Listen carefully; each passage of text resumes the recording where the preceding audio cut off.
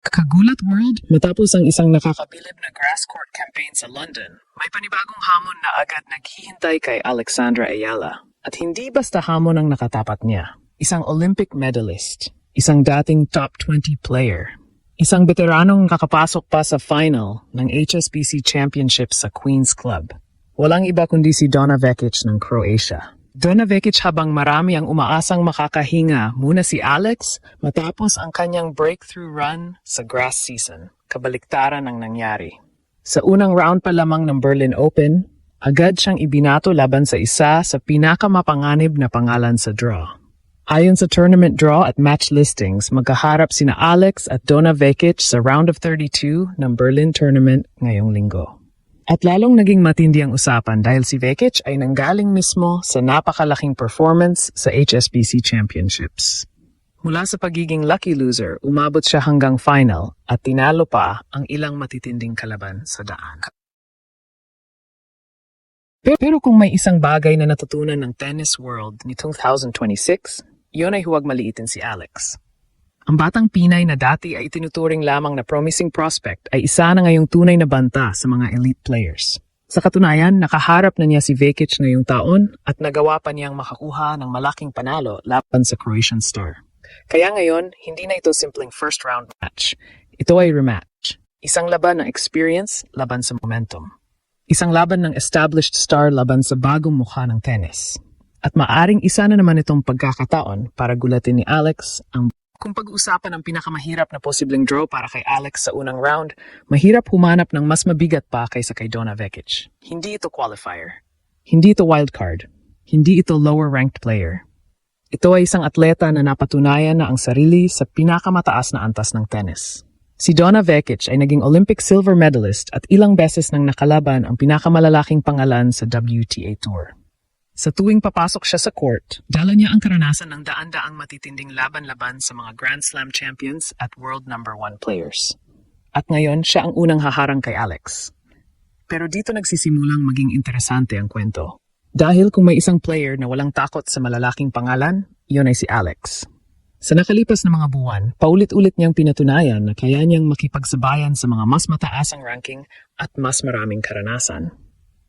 Ang dating future star ay isa ng kasalukuyang banta sa WTA Tour. Mas lalo pang naging nakakagulat ang sitwasyon dahil parehong may momentum ang dalawang manlalaro. Si Vekic ay sariwa mula sa napakagandang kampanya sa HSBC Championships sa London. Bilang lucky loser, nagawa niyang makarating hanggang championship match at tinalo pa si Katie Boulter sa semifinal upang makapasok sa final. Ibig sabihin, mataas ang kumpiyansa ng Croatian veteran. Komportable siya sa grass. Mainit ang kanyang laro. At alam niyang kaya niyang talunin ang kahit sino sa draw. Ngunit hindi rin may kakaila ang confidence na bet-bet ni Alex.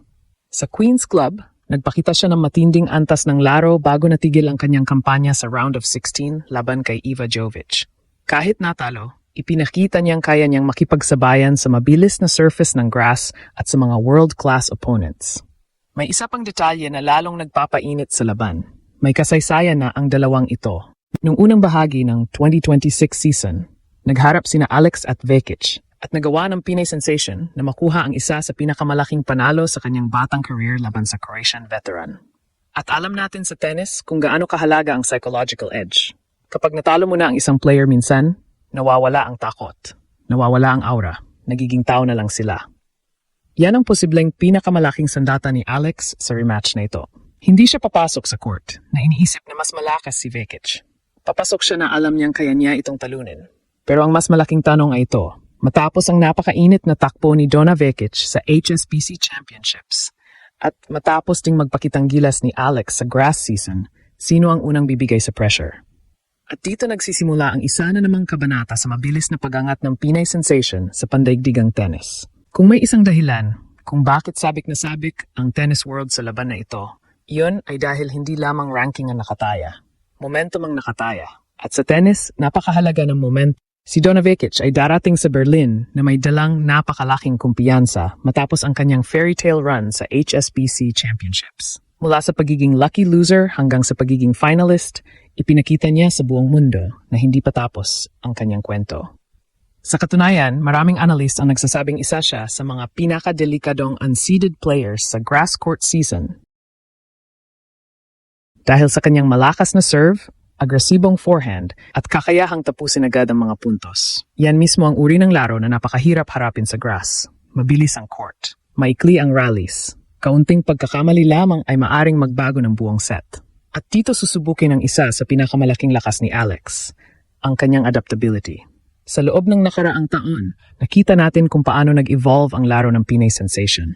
Hindi na lamang siya umaasa sa consistency mula sa baseline. Mas agresibo na siya ngayon sa return games, mas kumpiyansa sa pag-atake sa net, at mas mabilis mag-adjust sa iba't ibang estilo ng kalaban.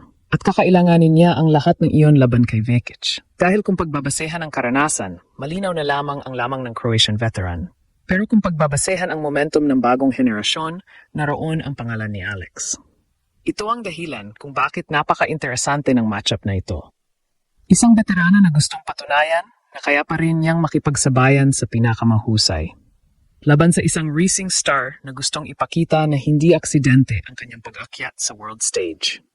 At para sa maraming international fans, ito rin ay pagkakataon upang makita kung handa na ba talagang tumalon si Alex mula sa pagiging promising player tungo sa pagiging regular contender sa malalaking torneo. Dahil sa puntong ito ng kanyang career, iba na ang expectations. Nung nakaraan, sapat na ang makapasok sa main draw. Sapat na ang manalo ng isang laban. Ngayon, iba na ang usapan. Kapag nakikita ng mga tao ang pangalan ni Alex sa draw, inaasahan nilang kaya niyang makipaglaban sa mga kilalang pangalan ng WTA Tour. Yan ang epekto ng kanyang mga giant killing performances nitong nakaraang mga buwan. Yan ang epekto ng kanyang mabilis na pag-angat. At marahil iyan din ang pinakamalaking patunay kung gaano nakalayo ang kanyang narating. Dahil hindi na siya tinitingnan bilang underdog na masaya na makapasok sa torneo. Tinitingnan na siya bilang isang tunay na banta.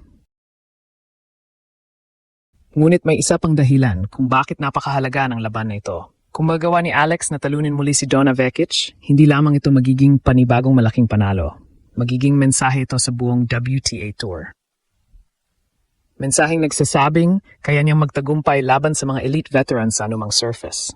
Mensaheng nagsasabing hindi lamang clay o hard court ang kanyang kayang laruan. At higit sa lahat, mensaheng nagsasabing ang pag-angat ni Alex ay hindi panandaliang init lamang.